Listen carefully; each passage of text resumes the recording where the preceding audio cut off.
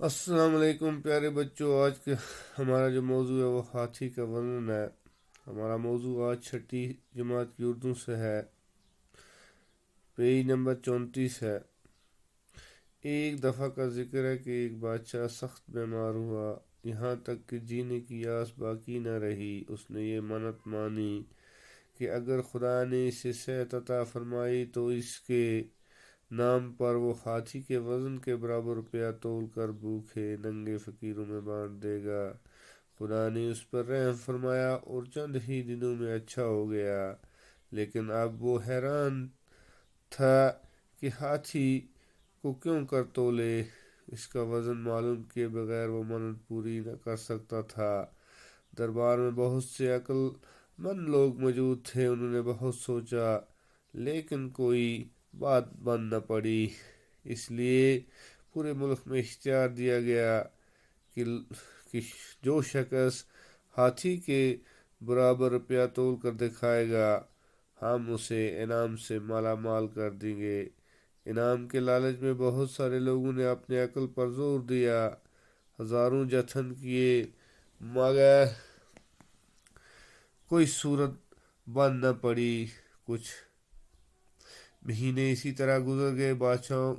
بادشاہ کو فکر ہوئی اور اس سوچ میں پڑ گیا کہ زندگی کا بھروسہ نہیں، منت کا عہد خدا سے کر چکا ہوں، اس کا پورا کرنا مجھ پر فرض ہے۔ ہاتھی کو تولنے کی تدبیر کسی کی سمجھ میں نہیں آتی، اب کیا کیا جائے۔ ایک دن وہ اسی شش و پنج میں ایک ملا خدمت میں حاضر ہوا۔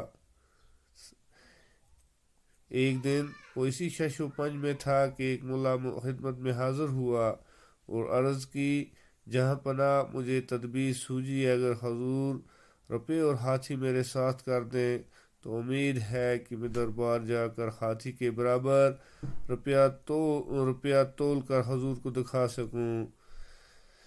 یہ سن کر بادشاہ بہت خوش ہوا اور وزیر کو ہاتھی اور روپیہ ملا کے ساتھ کر دینے کا حکم دیا اور خود بھی درباریوں کے ساتھ دریا کی طرف چلا۔ شہر میں یہ بات مشہور ہوگی، اس لیے بہت سے تماشائی بھی دریا کی طرف روانہ ہوئے۔ جب بادشاہ، درباری اور عام لوگ وہاں پہنچ گئے تو ملا نے ایک ناؤ کو کنارے کے قریب لگا کر کھڑا کیا، ہاتھی کو اس پر سوار کیا۔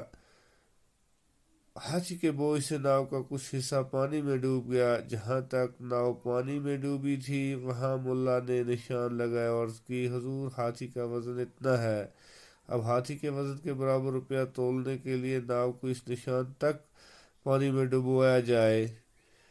اس کے بعد ناؤ میں روپے بھرنے کے لیے کہا گیا۔ بادشاہ کے حکم سے لوگ ناؤ میں روپے بھرنے لگے۔ ناؤ پانی میں نیچے ہوتی گئی، جب نشان تک ناؤ ڈوب گئی تو ملا نے کہا، بس اب ہاتھی کے وزن کے برابر روپیوں کا وزن ہو گیا ہے۔ پیارے بچوں، چونکہ آپ کے سبق کا نام جو ہے وہ ہاتھی کا وزن ہے، تو کہتے ہیں کہ کہیں ایک بادشاہ رہتا تھا۔ ایک بار تو بادشاہ بیمار ہو گیا، کیونکہ پرانے زمانے میں میڈیکل سائنس اس طرح ایڈوانس نہ تھی۔ سخت بیمار ہوا جب بادشاہ، تو اس کو اب ایسا لگنے لگا کہ اب میں شاید اس دنیا سے چل بسوں گا، جینے کی امید نہ رہی۔ اس نے نظر مانگی، منت کہتے ہیں نظر ماننا، نظر و نیاز مانگی کہ اگر خدا نے اسے تندرست کر دیا، صحت عطا فرمائی، دوبارہ تندرست ہو گئے، تو اس کے نام پر ایک ہاتھی کے وزن کے برابر روپیہ تول کر غریبوں، مسکینوں، محتاجوں، حاجت مندوں کو میں بانٹ دے گا۔ خدا نے اس پر کرم کیا، رحم کیا، اور کچھ دنوں کے بعد بالکل بادشاہ ٹھیک ہو گیا، اچھا ہو گیا، تندرست ہو گیا، صحت یاب ہو گیا۔ تو کیا کر، لیکن اب وہ اسے فکر پڑ گئی، حیران ہوا کہ اب ہاتھی کو کس طرح تولے۔ ان دنوں پرانے زمانے میں آج جیسے بڑے بڑے ترازو ہیں، بڑے بڑے سائنس نے بڑی بڑی ایجادیں کی ہیں. آج کسی چیز کا وزن کرنا کوئی ناممکن سا نہیں ہے، جب کہ اس زمانے میں یہ ناممکن تھا. تو اس نے سوچا کہ میں تو اپنی منت میں نے تو پوری کرنی ہے، لیکن اس کا وزن، اس کا تول ناپ کیسے کیا جائے اس ہاتھی کا وزن کا. تو اس کے وزن کے بغیر میری منت نہیں پوری ہو سکتی، کیونکہ اس کے محل میں، اس کی کابینہ میں بہت سارے عقل مند وزراء بھی تھے، درباری بھی تھے. تو انہوں نے بہت سوچا، بہت سوچ وچار کیا، لیکن ان سے کوئی بات نہ بن سکی، کوئی بات نہ بن سکی. بات نہ بننا، کر نہ سکنا، ان نے کچھ اس بارے میں کچھ نہ کر سکا ہاتھی کو کیسے تولا جائے. اس لیے پورے ملک میں لوگوں کو مطلع کیا گیا، اشتہار دیا گیا، لوگوں کو اطلاع دینا، لوگوں کو مطلع کیا گیا کہ جو شخص ہاتھی کے برابر روپے کو تول کے دکھائے گا، یعنی ہاتھی کا وزن کر کے اسی وزن کے برابر پیسے تولے گا، اس کو بڑے انعام و اکرام دیے جائیں گے. اس کو بہت ڈھیر سارے دولت دی جائے گی، اسے دولت مند بنا دیا جائے گا، مالا مال ہوگا، دولت مند کر دینا. تو انعام کے لالچ میں بہت سارے لوگوں نے اپنے سوچنا شروع کر دیا. ہزاروں کوششیں کی، جتن ہو گئے کوشش کرنا، مگر کوئی صورت نہ بن پڑی. یعنی کسی کو یہ نہ سوچا کہ کس طرح ہاتھی کا وزن کیا جائے. دن گزرتے گئے، بادشاہ کو بھی اس بات کی فکر پڑ گئی کہ زندگی کا کیا بھروسہ، کب موت آ جائے. منت کا عہد کیا تھا خدا سے، یعنی وعدہ کیا تھا، عہد ہو گیا وعدہ. اب اسے کیسا پورا کیا جائے.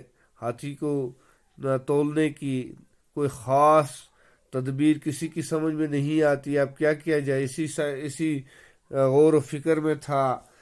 تو ایک ملا، ایک کشتی چلانے والا آ گیا. اس نے عرض کیا، بادشاہ سلامت، میں تول سکتا ہوں، اگر آپ روپے اور ہاتھی مجھے دے دیں.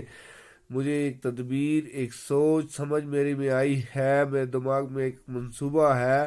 آپ ہاتھی اور پیسے کو میرے حوالے کر دیں، دریا کے کنارے میں آپ کو تول کے دکھاؤں گا. تو یہ سن کر بادشاہ بہت خوش ہوا، وزیر کو ساتھ دیا، روپے پیسے ملا کے ساتھ کر دیے، حکم دیا.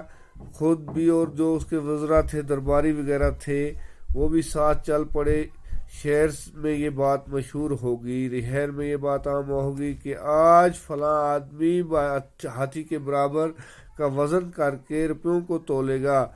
تو ملا جب پہنچے دریا پہ، تو اس نے ناؤ یعنی کشتی کو ایک کنارے کے قریب لا کر کھڑا کر دیا پانی میں. ہاتھی کو اس پر سوار کیا.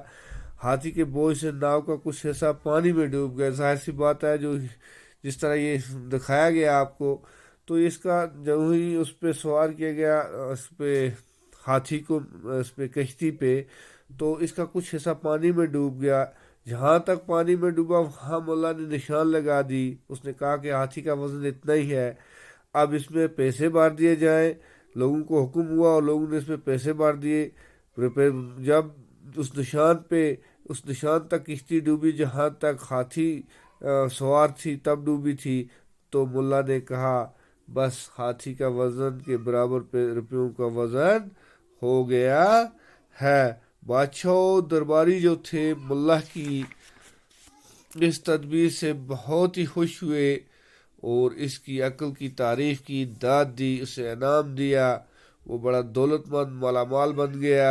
بادشاہ نے ناؤ میں بھرے ہوئے روپے یتیم میں ہوں، یہ جب یتیم ہو گئے، یہ کیا کہتے ہیں، جن کا والد جن کے سر سے والد کا سایہ اٹھ جائے، محتاجوں جو ضرورت مند تھے، مسکین غریب جو تھے، اس میں یہ پیسے تقسیم کر دیے.